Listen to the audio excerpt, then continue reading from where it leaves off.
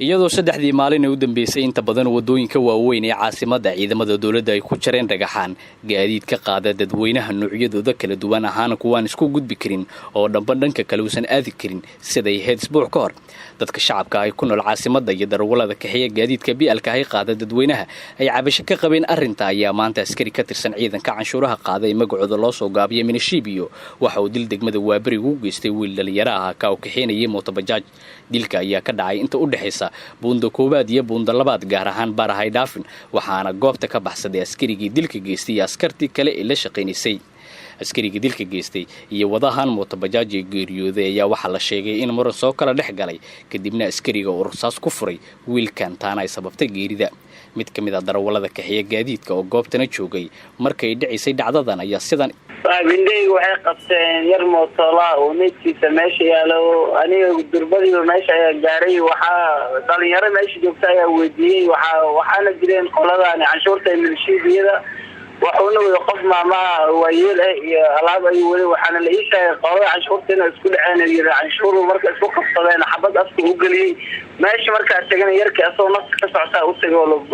la kor dhooban yahay waxaa waaye baara 11 duurnimo 5 saac si u yaqaanin dadka waxaa waaye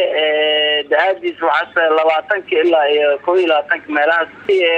ciidamada horta waxay ahaayeen qolada milishiibiyada ahaayeen ninkii markii ay dileen shaqaalihii milishiibiyada qaybta xafiiska fadhisay macla ciidankii meeshii xafiisyada albaabaha ay iskugu dhutay meeshii ma ka wada tagay macla shaqaalihii macla askartii saadkii gaadiidka waa caadi ah saadkii waxaa meesha soo gaaray ciidamo booliis ayaa jooga oo meeshii kor jooga dilka kadib ayaa isgooska dabka waxaa darawallada kaxeeya mootobajaajta waxay ka dhigeen banaanbax ay iga soo horjeedaan dilka maanta askari ka tirsan ciidanka minishiibiyada uu u geystay wiilka darawarka ahaa qaar ka mid ah darawalladii dhigay banaanbaxan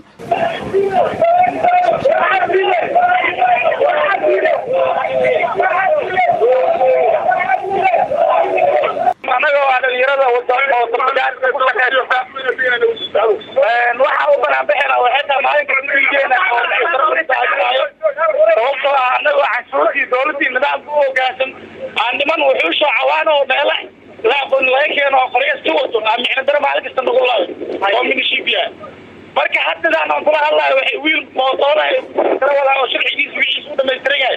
buundooyin markay ku leeyihiin Andalusia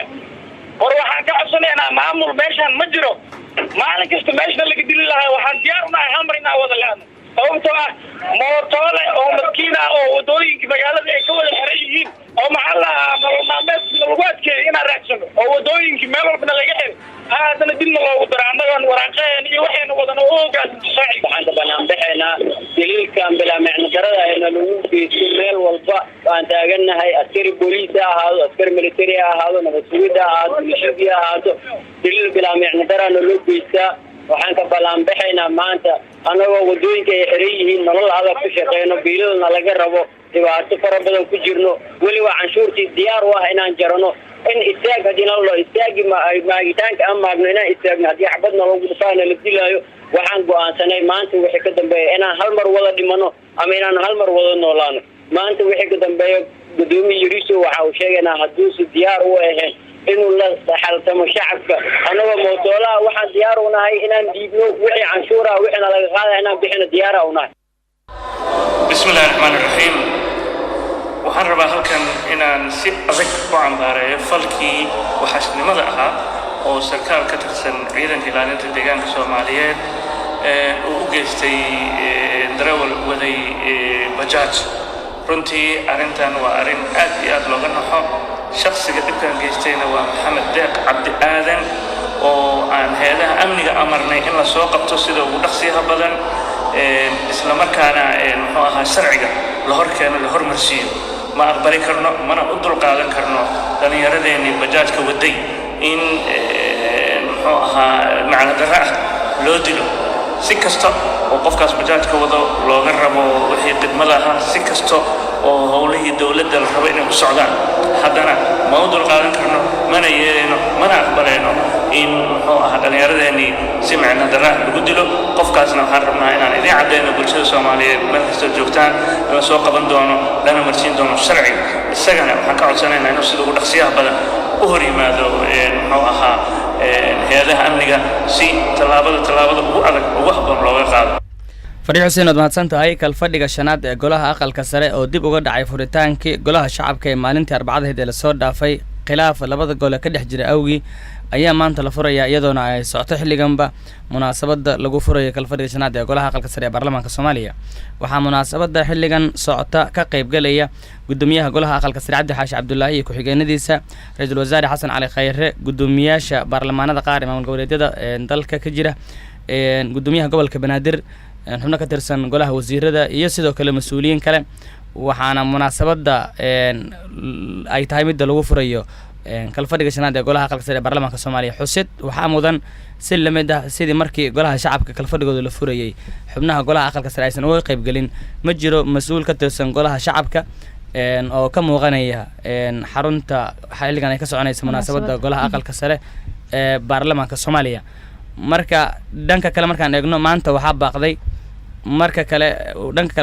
golaha shacabka ee baarlamaanka Soomaaliya kulankii maanta ay ku yeelan lahaayeen magaalada Muqdisho.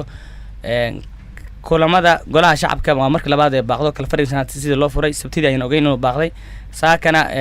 waxa uu baaqday waxay tahay kooram la'aan ay guddoonku xaqiijiyeen in ay jirto in xildhibaanada tirada loo baahnaa aysan Muqdisho ku sugnayn ama ay xaadir ahayn. sidaas awgeed 9 saac waxa lagu balansan yahay saddex xildhibaano badan oo kulmiye la hadlay ay noo sheegeen in shir ay arrintaasi looga aansanayo ama looga hadlayo baaqashada kulamada golaha shacabka iyo sidoo kale ajendayaasha kulamada soo socda ay yeeshaan guddiga joogtada ee golaha shacabka baarlamaanka Soomaaliya. golaha abwaaniinta Soomaaliyeed oo maanta ka qayb galay xafladda daafurka kalfadhiga shanaad ee aqalka sare ee baarlamaanka Soomaaliya oo ka dhacay magaalada Muqdisho ayaa waxay walaac xooggan ka muujiyeen xaaladda kiran ee dalku ku jiro. abwaan Xirisidux Maxamed Weheliye oo ah gudoomiye ku-xigeenka golaha abwaaniinta Soomaaliyeed ayaa ka hadlay ugu horeyn munaasabada, waxaana uu sheegay haddii ay dawladdu caawiso in ay gacan ka siin karaan xaaladda amniga magaalada Muqdisho xaqiijinteeda. inaan hal fariin u soo gudbino madaxda sharafta leh taasoo ah inaan diyaarinay guddi la kulma dhammaan qaybaha kala gedisan ee dhinaca maamulka, hadday tahay aqalka sare oo aan maanta joogno, hadday tahay golaha baarlamaanka qaybtiisa kale, hadday tahay golaha wasiirada, hadday tahay madaxtooyada, hadday tahay dhinac kasta oo arrimaha dalka khaas ahaan gobolka Banaadir guddiga amniga inaan dhammaantood si gooni ah ula kulanno si aan bal talooyin aan u bixinno ama hanala ka qaato ama ayaanala ka qaadane, bal inaan anagu gudanno waajibka naga saaran dib u dhiska dalkan oo aan isku dayno in aan la kulanno qaybaha kala gedisan ee arrimahana ay khuseeyaan. arrintaas waxaan rajaynayaa in gudoomiyaha aqalka sare iyo Ra'iisul Wasaare Khayraba ay gacan nagu siin doonaan iyo gudoomiyaha gobolka Banaadir dhammaantood inay gacan nagu siin doonaan. intaa waxaan ku darayaa bir madow iyo dhagax meel la dhigay nabad ma keenaan. taa khaati bilaa laga taagan yahay. dawladda waxaan u sheegaynaa war birtu ma hadasho, dhagaxuna ma hadlo. waxaan ka codsanaynaa dadkii waa dhib yahay, meel la maraan la waayey, dhaawicii meel la geeyaan la waayey, bukaankii si loo soo booqdaan la waayey, gaadiidkii meel baa la iska dhigay, haddana qaraxii waa imanaya. in qaraxii yimaado iyo magaaladu inay xiran tahay oo habeenkii lagu fakero luuq hebel waa bannaanka dhagaxa lagula ordo subakaaya qabato, shacbigu taa waa ka cabanaya. marka talaa la raba howlgaladii shalay ilaa maanta si weyn kaga soconayay Muqdisho islamarkaana dad badan lagu soo qabqabtay ayaa goor dhow waxaa lagu wadaa in taliska booliiska uu ka warbixiyo